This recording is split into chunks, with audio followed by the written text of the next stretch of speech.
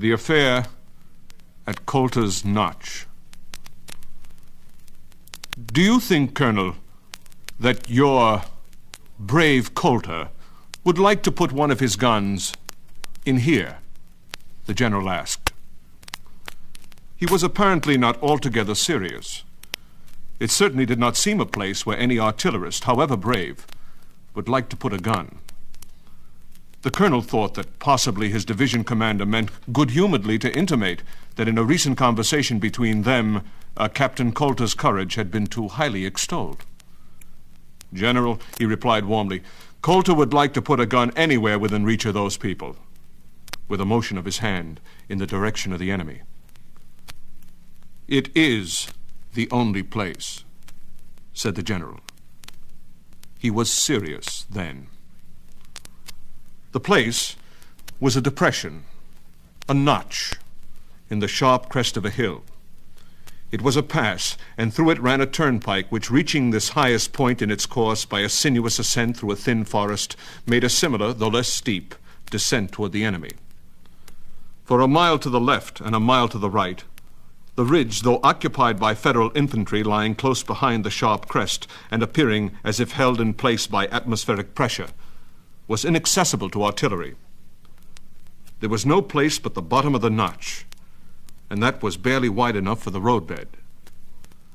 From the Confederate side, this point was commanded by 2 batteries, posted on a slightly lower elevation beyond a creek and half a mile away. All the guns but one were masked by the trees of an orchard.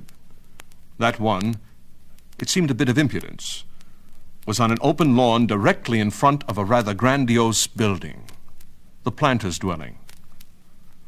The gun was safe enough in its exposure, but only because the Federal infantry had been forbidden to fire. Coulter's Notch, it came to be called so, was not, that pleasant summer afternoon, a place where one would like to put a gun.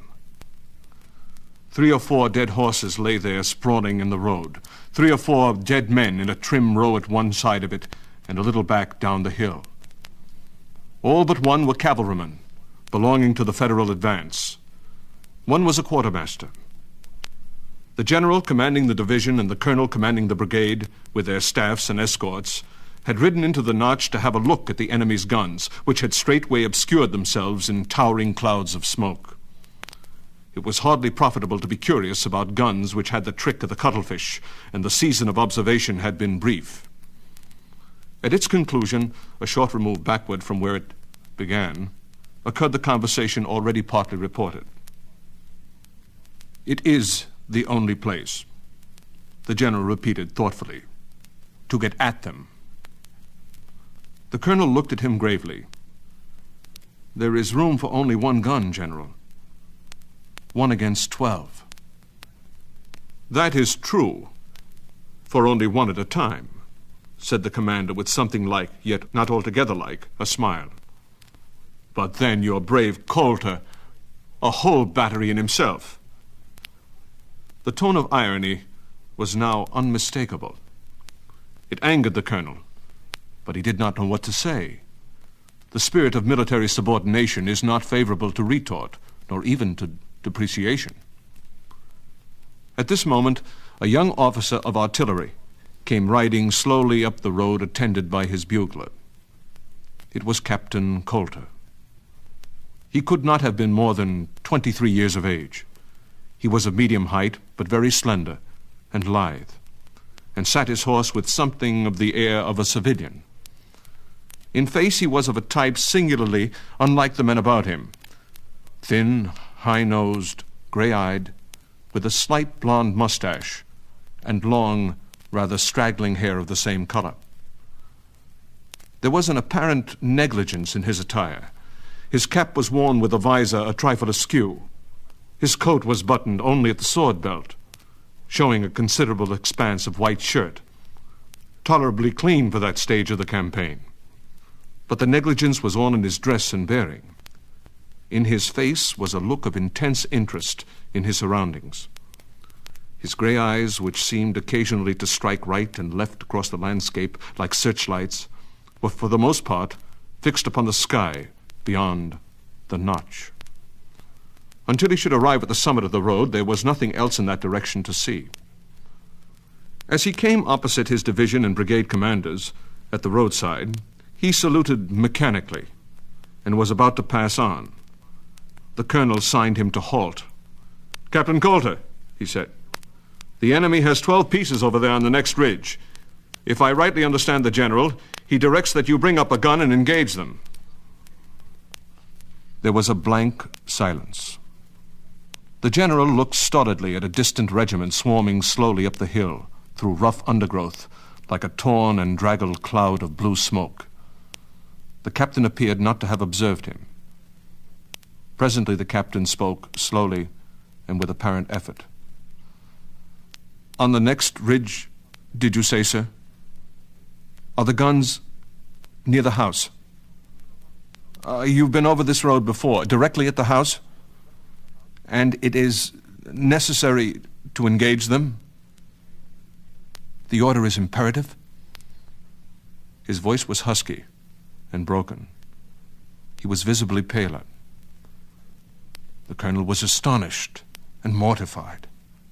He stole a glance at the commander. In that set, immobile face was no sign.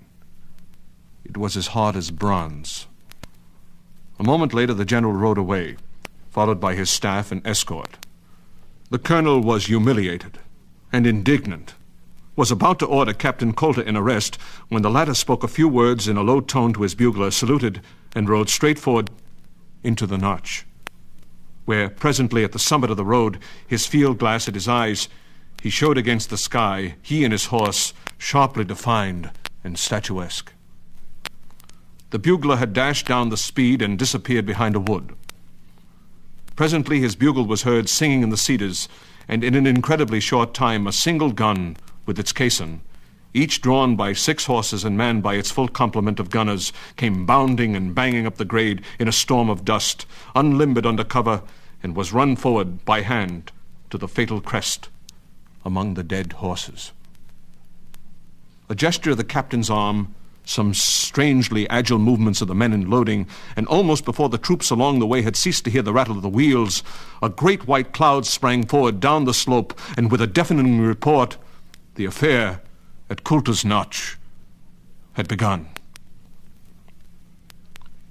It is not intended to relate in detail the progress and incidents of that ghastly contest, a contest without vicissitudes, its alternations only different degrees of despair. Almost at the instant when Captain Coulter's gun blew its challenging cloud, 12 answering clouds rolled upward from among the trees about the plantation house. A deep multiple report roared back like a broken echo, and thenceforth to the end of the Federal cannoneers fought their hopeless battle in an atmosphere of living iron, whose thoughts were lightnings and whose deeds were death.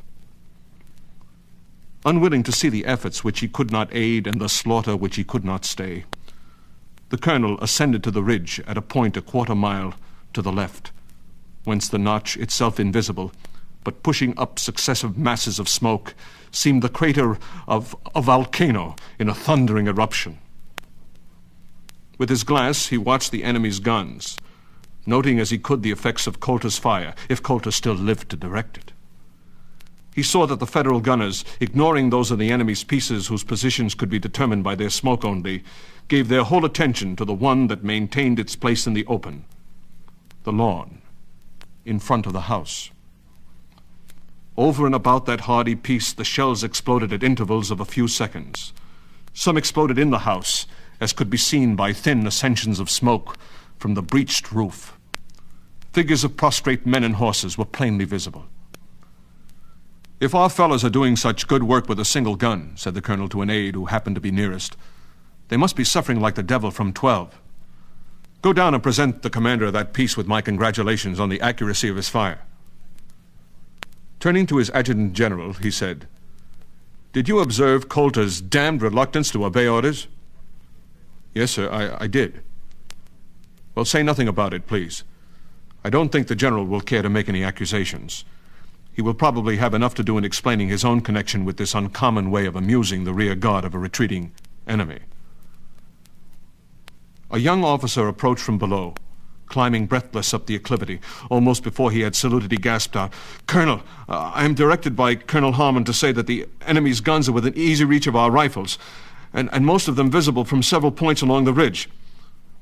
The brigade commander looked at him without a trace of interest in his expression.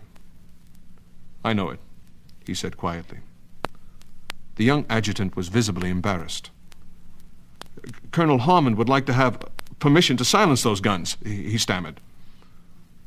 "So should I," the colonel said in the same tone. "Present my compliments to Colonel Harmon and say to him that the general's orders for the infantry not to fire are still in force." The adjutant saluted and retired. The colonel ground his heel into the earth and turned to look again at the enemy's guns. "Colonel," said the adjutant general, "I don't know that I ought to say anything, but there is something wrong in all this. Do you happen to know that Captain Coulter is from the South?" "No." "Was he indeed?" "I heard that last summer the division which the general then commanded was in the vicinity of Coulter's home, camped there for weeks, and—" "Listen," said the colonel, interrupting with an upward gesture. "Do you hear that?" That was the silence of the Federal gun. The staff, the orderlies, the lines of infantry behind the crest, all had heard, and were looking curiously in the direction of the crater, whence no smoke now ascended, except desultory cloudlets from the enemy's shells. Then came the blare of a bugle, a faint rattle of wheels. A minute later the sharp reports recommenced with a double acclivity. The demolished gun had been replaced with a sound one.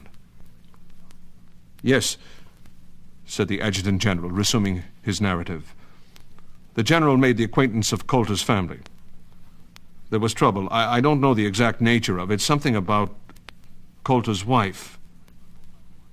She is a red-hot secessionist, as they all are, except Coulter himself. But she is a good wife and a high-bred lady. There was a complaint to Army headquarters. The general was transferred to this division.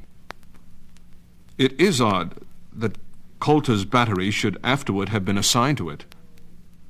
The colonel had risen from the rock upon which they had been sitting. His eyes were blazing with a generous indignation. "See here, Morrison," said he, looking his gossiping staff officer straight in the face. "Did you get that story from a gentleman or a liar?" "I don't want to say how I got it, Colonel, unless it is necessary." He was blushing a trifle. "But I'll stake my life upon its truth in the main." The colonel turned toward a small knot of officers some distance away. "Lieutenant Williams!" he shouted.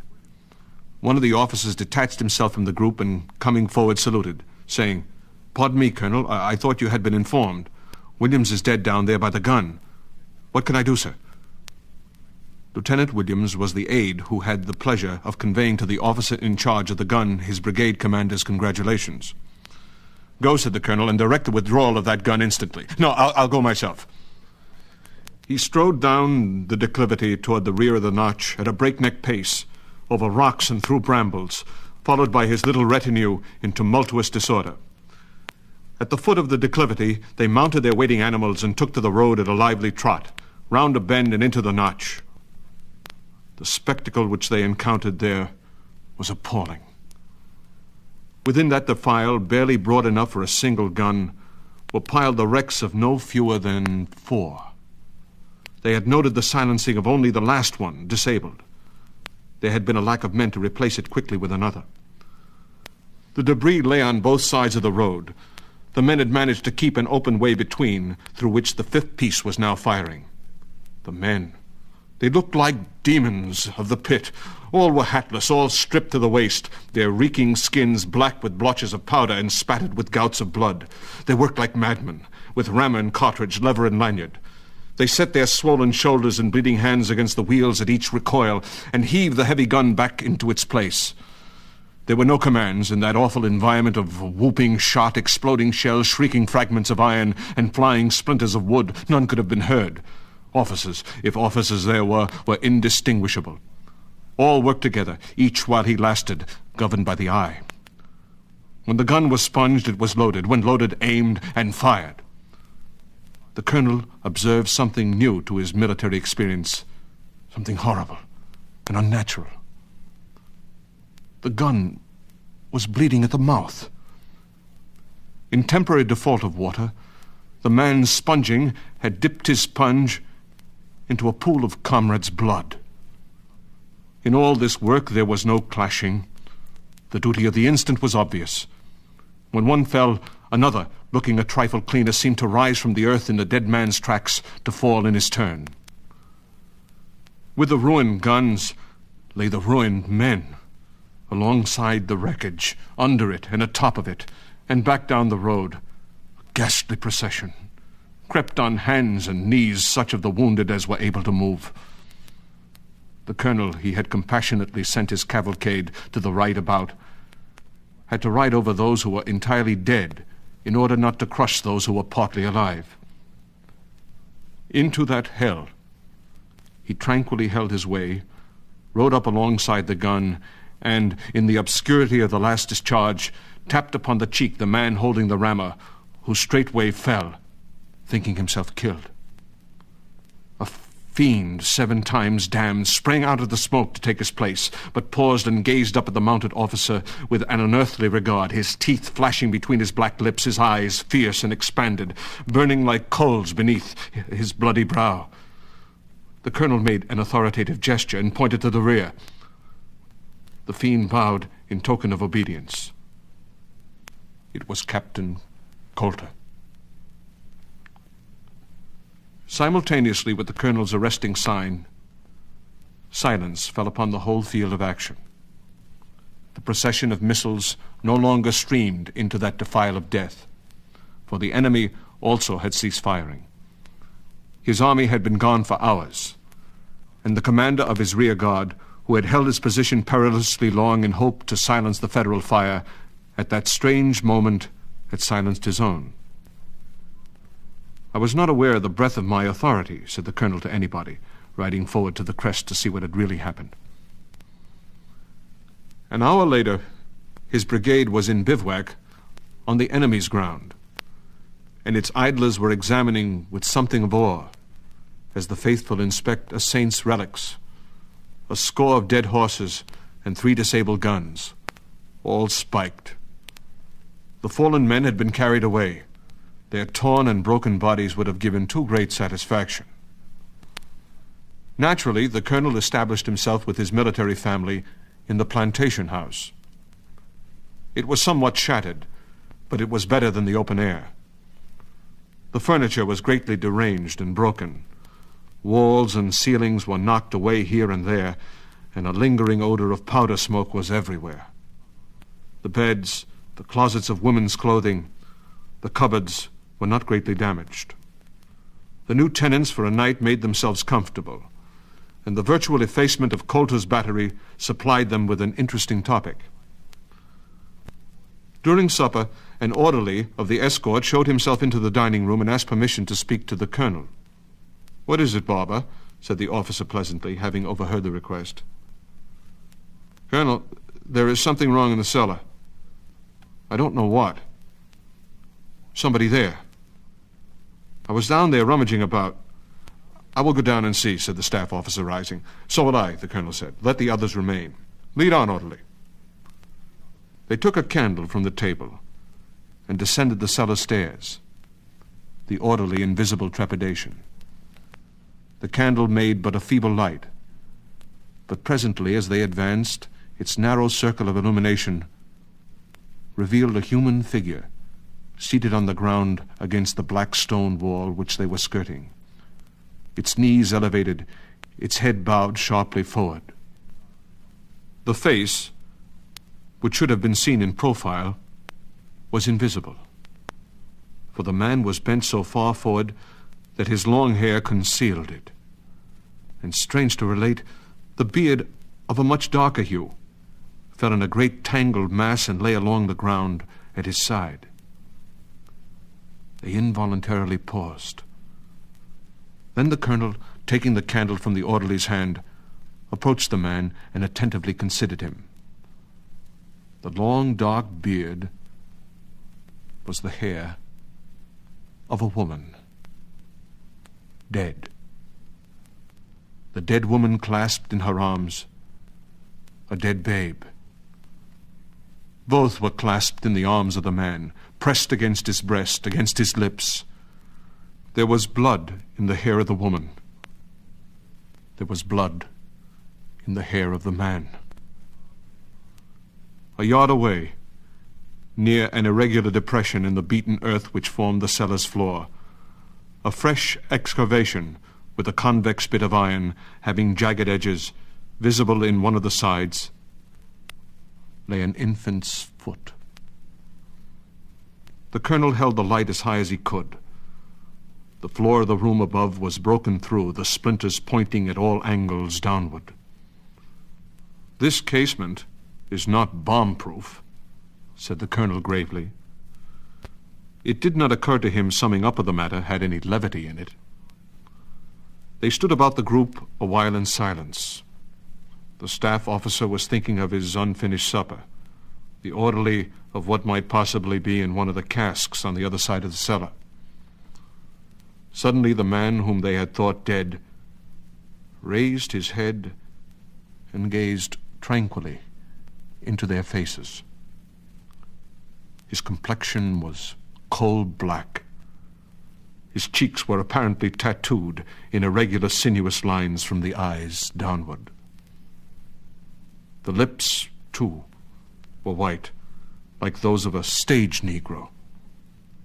There was blood upon his forehead. The staff officer drew back a pace, the orderly 2 paces. "What are you doing down here, my man?" said the colonel, unmoved.